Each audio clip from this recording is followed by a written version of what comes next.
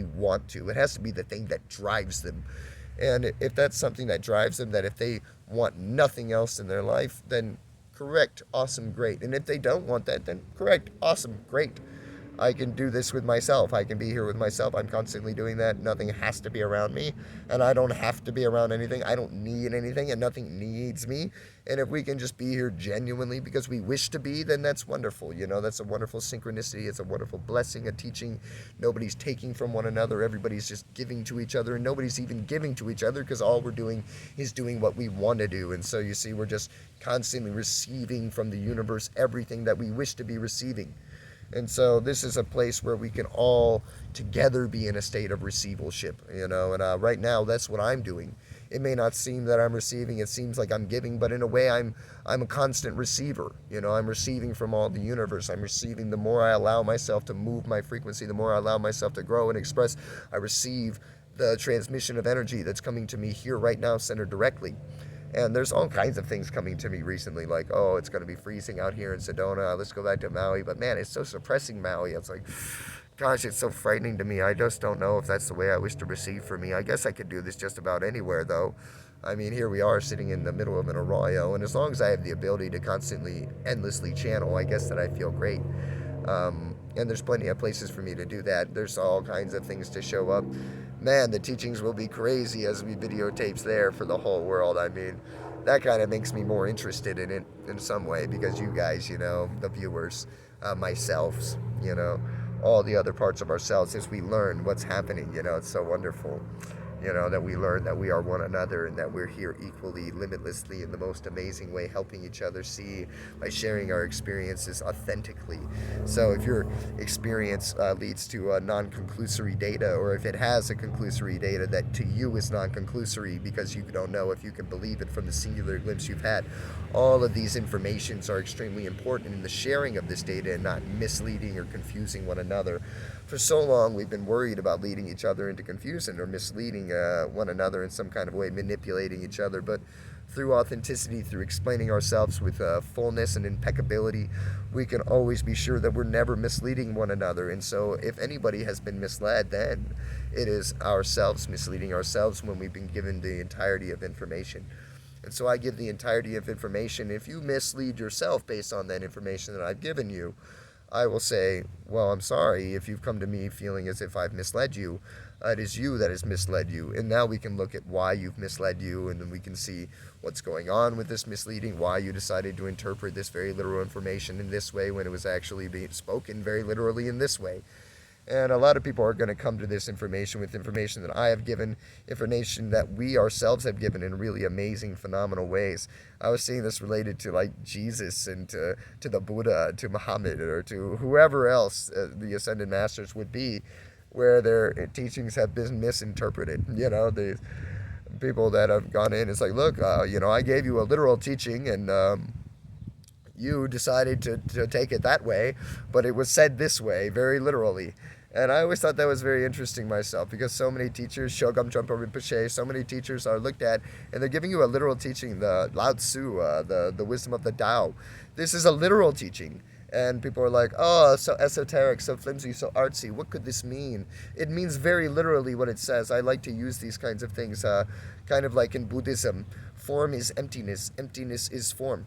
It's a very simple thing. You may want to add many things to that, but you could just say that very simple.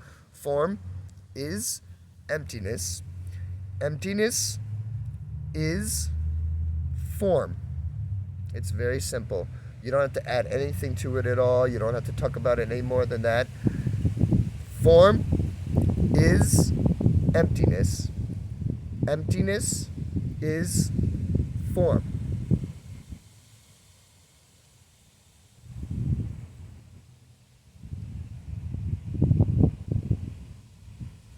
Form is emptiness. Emptiness is form.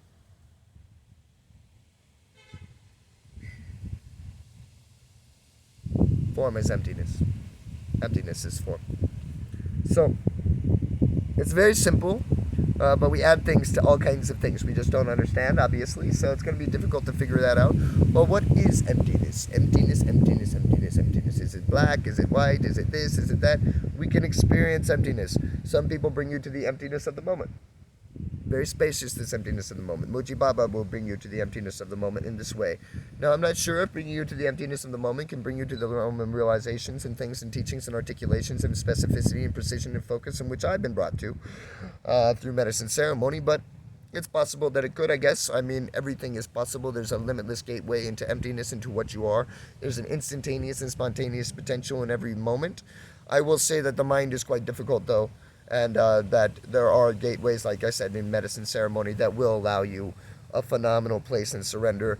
But everybody has to go through the process from where they're at. So I have a friend that had medicine ceremony with me recently, and medicine ceremony brought up the different gateways within her that were the blockages. So we were getting to this place, but there was a blockage on the throat, and so expression reaches this repetitive pattern to where it's looping, trying to do this one particular movement, one particular movement, one particular movement, one particular movement. And that's the movement that if at the end of it, something else could have occurred, and then boom, something would have happened really amazingly. That would have been the next curvature, the next movement into the next realm of expression. But instead, we just kept reaching the blockage point. And so it looped over and over again. Blockage point, blockage point, blockage point. And for her, it was the voice. Something vocally was not able to occur, so the motion could not continue. It kind of reminds me of the motion that opened up my light language channel, that opened up my throat in a huge way. I finally had moved through myself with my motions of the body very well, that it opened up my voice in a giant manner in a really amazing form. And she was trying to reach up, and it was hitting this place that right there, and then it would fall back down. And this was very beautiful, really wonderful. And so medicine ceremony can bring up these kinds of things. Oh, you want to expand yourself into limitlessness? Well, here's the blockage. For me, I was a very lucky person. I actually didn't have any true blockages. I just had ways I was afraid to express in front of others.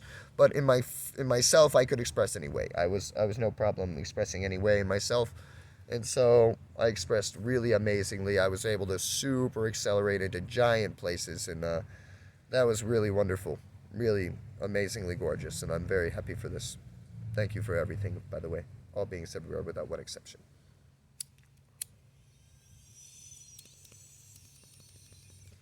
But in seeing this new perspective, seeing, so she did not set the intention in which I have asked everybody to set. I haven't really asked them to set. I've simply shared the awareness of my setting of that intention, saying that that was the intention that matched the Bodhisattva intention, and that if anybody were to set that same intention, it would probably lead them to an instantaneous, spontaneous realization.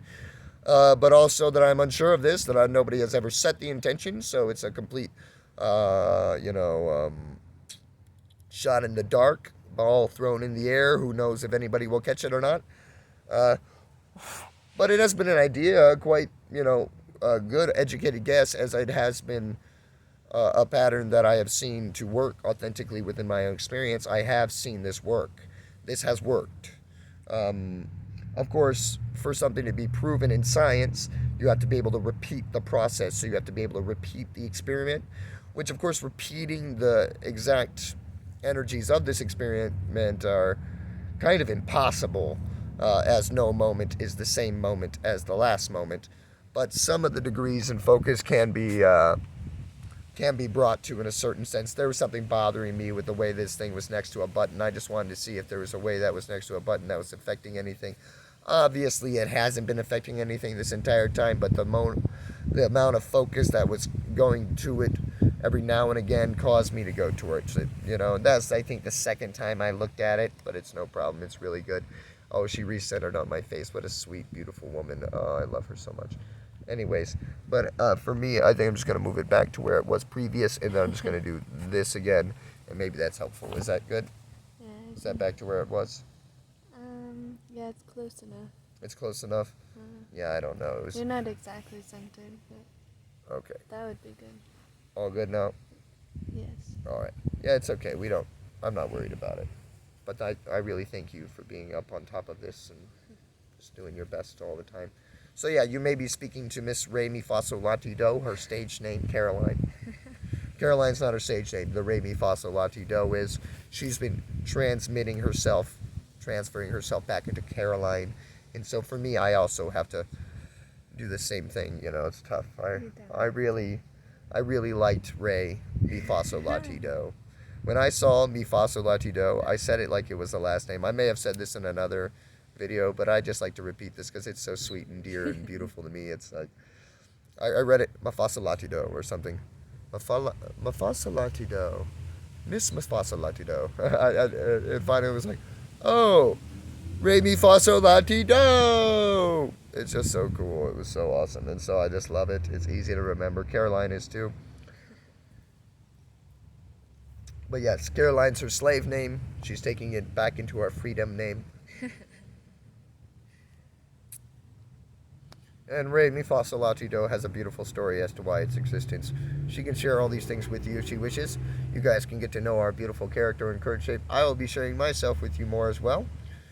To tell you a little bit about the journey, what's been going on in the journey, what's been happening to bring us to this point of the journey too, because we have really just started in the middle here, and this is a whole different YouTube channel, even though there is the other channel, rigsol.wongpo at gmail.com.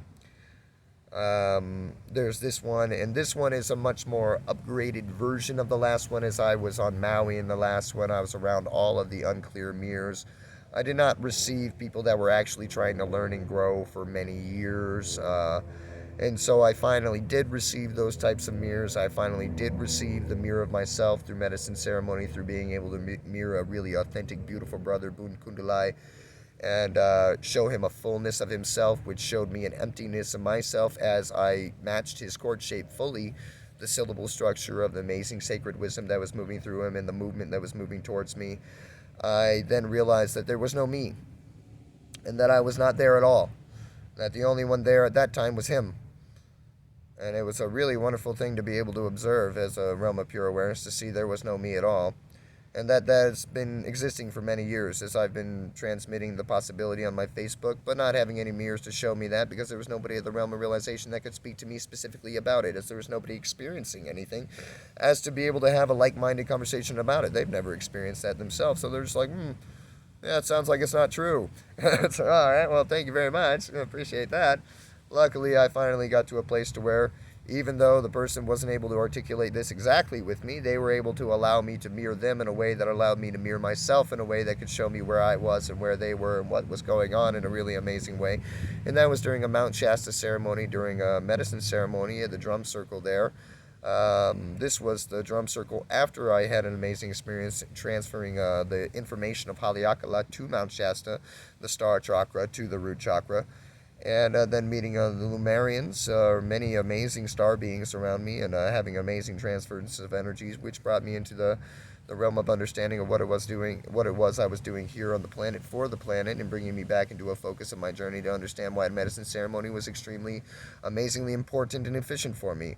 Because even though I've risen my energy around the realm of realization, which other beings around me have commonly or collectively, that are telling me that medicine ceremony be not necessary for me, and they are saying that it is not necessary for them, but they have not even married their own energies yet. But it still remained quite important for me this whole time after marrying my energies many years ago, and reaching realms of understanding with the breath and other things that they have still yet to understand or come to.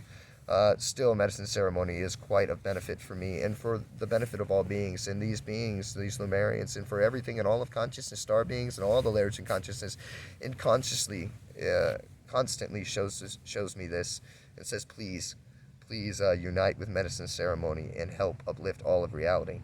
So I have to imagine that that's the reason I came through this route, was to help everything understand the great blessing that is medicine ceremony for the entirety of the journey. If you are not standing in Buddhahood, please continue to implement the help of surrender and intention through going to things in the right way, in reverence, for the benefit of all beings everywhere without one exception, and not just for your selfishness and for yourself egoically, but to help succeed all of us to the freedom of our suffering, as this is the most amazing intention within all of consciousness, and the most phenomenal chord shape to be going for the benefit of all beings everywhere without one exception, all of ourselves entirely, all that is, all of yourself entirely, but not from the point of you being the Godhead of reality, but from you being a point of, I am myself, but myself is greater than I. Thank you for everything. I love you. Please forgive me. I'm sorry. Thank you. These are the 4 power statements, Ho'oponopono, is the one word statement in the Hawaiian culture that is supposed to reflect this fully and efficiently. I still always reflect the four statements and Ho'oponopono together to speak impeccably, immaculately from the chord shape that is my frequency and what has led me, giving my particular uniqueness in chord shape and frequency to the melody, to the melody and to the song, symmetrically as it is brought to me. I say every one of my focuses and observances without the need for me to resist them. And sometimes, if there be resistance, it only be for the amazing amount of awareness that knows what is here to be presently in focus within the physical reality and what is meant to be seen by me in passing. And this comes through a great amount of mindfulness and awareness and focus, and really just a huge amount of compassion and care that really borders the greatest amount of insanities. I have to say, if you wish to board or bring away your crazy, you're probably going to bring your crazy in, as that was what was seen by me. The times that I've really been on the greatest realms of fear of craziness were the times in which I was thinking that it'd be possible for me to be crazy. And then I just decided to be crazy. And that was an amazing centering into that frequency. Now, I would say that if you're trying to do this in a way to do something egoically, that you may actually cause yourself an insanity that does not focus in the way in which mine does. So before trying to make any of these things happen within your present reality using your mind, I would do my best to transcend the mind by bringing my consciousness into the mindful awareness that is my heart. And that can be done by just intentionally looking yourself in a mirror and bringing thought from here to here, sending yourself love entirely within yourself. Just having the aspirational prayer, the wish, the intention to do this will bring yourself into alignment, as it will cause your movement to ask yourself, is this in that realm of focus? Is this here for that benefit? Is this thing that I'm doing bringing me to that thing that I truly desire, that aspiration, that intention in which I'm setting into a chord shape whenever it is that I happen to be praying it in? And if this action is not for that, if this action is just for pleasure, or this action is just for distraction, if this action is for this or for that, then is it really something that I want? Do I really wish to be distracted in this way? And if I do, then great. But if I don't, then how can I just simply do more of what I desire and want actually? And will that bring me more joy and benefit than what I was doing previously? These kinds of questions can bring us much more logically into a centering of our frequency, much more easily. It's strange to me that we don't articulate much more specifically in a common way, in a way that laymen would understand, as to why it may be easier for us to go intentionally in a way that be of our benefit. Of course, there are the obvious ways in which it doesn't seem to have glory, and then it wouldn't make sense to bring to the status quo of our ego's journey. But in any time that we see what be for us most efficiently, actually, for our own actual personal benefit and joy, for who we are here right now in this current being, who we will always be, and who will always have us with us for the rest of our lives. We will be with our life forever. Your friends may be with you for a month or two or days or whatever, every so often in this hour and that hour, listening for this many minutes or that many minutes, but you are there listening always in every moment. You are there with you every day and every second. You cannot not be. Even when you distract yourself from yourself, you're there with yourself, distracting yourself from yourself. You're with that part of yourself.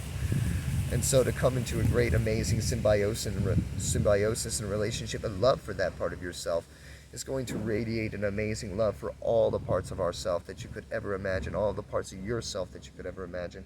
Every being entirely, as you radiate an understanding and truth, a blessing, a patience, and all of these things. And it reflects so easily, instantaneously, as the moment I give it here, I give it here. The moment I give it here, I've begun giving it here. It's just then coming into the awareness that the giving it of here was also the giving of it here. And then the showing that the giving of it here really is the giving of it here, which brings us into that receivalship, that is that giving ship, that amazing way in which we give to one another in a symbiosis, that our receiving from each other is a giving to each other. And so we constantly give and receive equally and never feel taken from. It's authentic and genuine. What it is to do is what I really truly want. And then seeing through my desire, do I want this? Is this bringing me satisfaction lasting? Is this really speaking to my heart? Or am I doing this against something? Am I doing this because I thought I needed something? Am I doing this forcing a reality? Am I doing this because of some lack mentality that I think something is taken from me, so now I must take some from something to make it equal this balance within me? Can I release all these stories and find myself already resting within the perfection that is equanimity always occurring? And if I could just simply do that, realize here now in this moment, in this journey, that I exist perfectly as enlightened action, always, entirely, why should I walk this step or that route or that route to learn what is already happening? Why should I jump through this hoop to bring myself to a treasure that already is mine, victoriously, amazingly, forever and always? That is not only my birthright, but is me, exactly as I am always, articulated in any way. If that's the truth for all the world around me, why do I have to go through here or here or here to prove it to me? If there's an easy, more efficient way than all of this meditation, all of this silence, all of this frustration and focus and fixation, why don't I just go to that route first? Come on. I mean, logically, if there's a way for me to help every being entirely become free from the suffering in which I've been viewing, and it's the fastest, most instantaneous route, and all it takes for me is setting an intention authentically to transcend my ego reality and my wish for me selfishly, and my wish then to come into alignment with what is of benefit for all of reality entirely, which all is actually for me entirely, actually authentically from what I truly am actually. Something has already given me the key to see this logically. When that thing found it out, that thing didn't even know that was the truth. That thing thought it was going to go into a hell, was going to be deleted or something. But that being has already found out that what's for itself and what's for all of self actually, most authentically, is for what's for each one of its pieces individually. And that's amazing. So then all I wish to do really is to come into myself authentically and to know what it is that I actually wish to have and to be. And once I do that actually, I'll come into the most amazing harmony and synchronicity, knowing that me actually infinitely, always, most naturally, ordinarily, is always what's of everything's highest benefit. And it's so amazingly efficiently easy for me to move through this so clearly, amazingly. Like, all I have to do is be me vulnerably. Oh my goodness, it's so easy. Wow. And it allows me the amazing motion to promote that authentically within everything.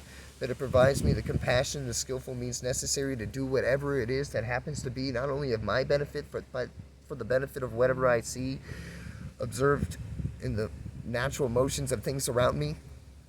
That I exist genuinely for things, and now I no longer take and give for the means of receiving, but instead I just constantly am receiving in a way that is constantly causing my giving, and everything is then appreciating as I am appreciating in a symbiosis. And it doesn't even matter this.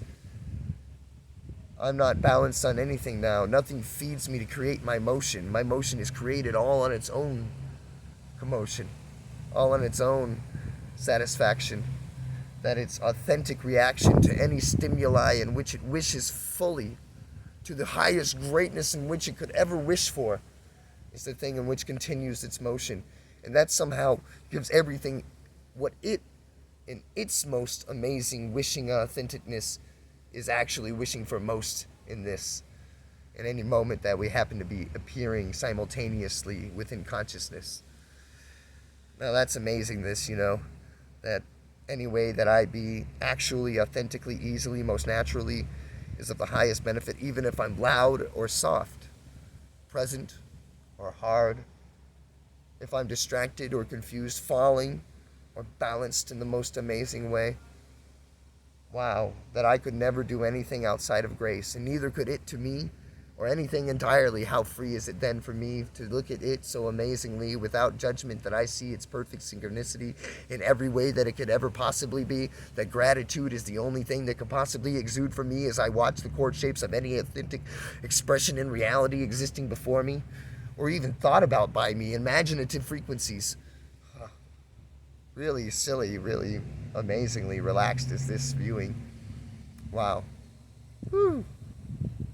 So amazing, these things within me, within us, within we.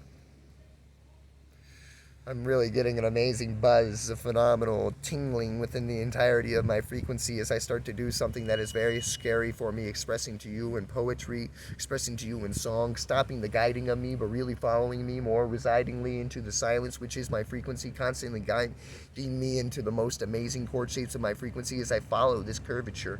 Can you believe that all I'm doing is following, that I can feel this so sensitively that it makes me amazingly moving, such amazing ways that I can really bring it through to me? And who is this I in which I be speaking? I don't know really, actually. It's so phenomenal to no longer observe me and to allow the guidance of my frequency to move me through the synchronistic journey that is this phenomenal learning as it continues to show me all these things I've been yearning to hear in this moment. It can be difficult, really, becoming fixated in this way or in that way, and so we follow a chord shape and fixation into this crazy rolling motion, but we can roll it forever. So that's the most amazing thing, as I finally find ways to find a harmony line, a tone structure that follows itself, but in a looseness.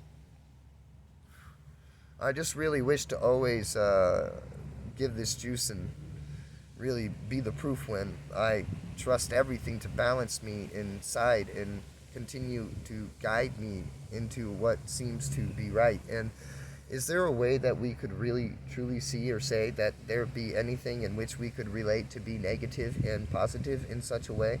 What is it that is happening that we're always currently balancing? Is there a homeostatic way in which we could be ever be perceived as not authentically perfect in any way? Huh. Anyways, it's tough for me not to jump ahead. It's tough for me to stay behind instead. It's tough for me to see where it is that it could possibly lead when I do anything that's omitting anything. So I just constantly wish to bring it through in any way in which it brings. I mean, maybe I have to repeat a song, a chord shape, a reality, a word, a structure, this,